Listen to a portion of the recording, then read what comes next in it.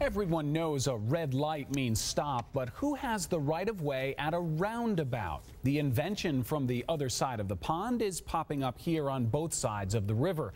And despite the initial confusion, the roundabout may end up being a real lifesaver. Driving in circles happens to be the quickest way to move the most cars through an intersection, but that's only if the drivers are familiar with roundabouts. I think one of the biggest misunderstandings is who yields to who. Greg Wilkins is the Butler County engineer and a big fan of the roundabout. He's built 2 in Westchester with a 3rd in the works. The people inside the circle got the right of way. The people coming into the circle must yield to them. Sounds simple, but many drivers mistakenly believe the main thoroughfare has the right of way, like these twin roundabouts on North Bend Road in Hebron.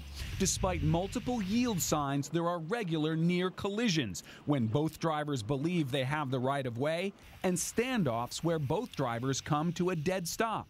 Cincinnati's Eden Park has had a roundabout for as long as anyone can remember, but the right-of-way issue is still a mystery to most. Car after car, even buses and bicycles, fail to yield to the traffic inside the circle. Despite those close calls, a national study of dozens of intersections before and after roundabouts were installed shows a 39% reduction in the number of overall crashes. Traditional intersections work great until someone runs a red light. The T-bone collisions are often catastrophic. About 600 people are killed every year at intersections in Kentucky, Indiana, and Ohio.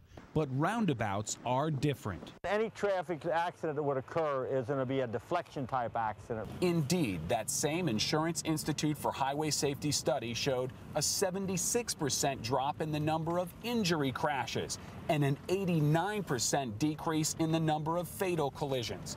It turns out when it comes to safety, roundabouts run circles around the competition. Meanwhile, the Brits have gone one step further. The so-called magic roundabout in the city of Swindon, England, is actually 2 large concentric circles of opposing traffic connected by 5 smaller roundabouts. Somehow it all works out, as long as everyone follows the cardinal rule. The people inside the circle got the right of way. Roundabouts are also the most efficient design for moving large volumes of traffic. With no stop sign or traffic lights, a continuous flow of cars can move through the intersection, resulting in a 75% reduction in backups.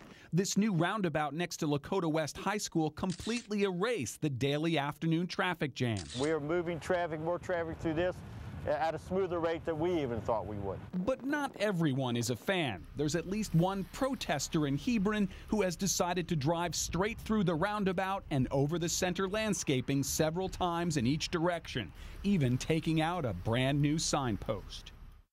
This British invasion continues. Another 200 roundabouts will be constructed in the United States this year alone. And as for that Hebron protester, be warned, Boone County Sheriff's deputies have stepped up patrols to catch you.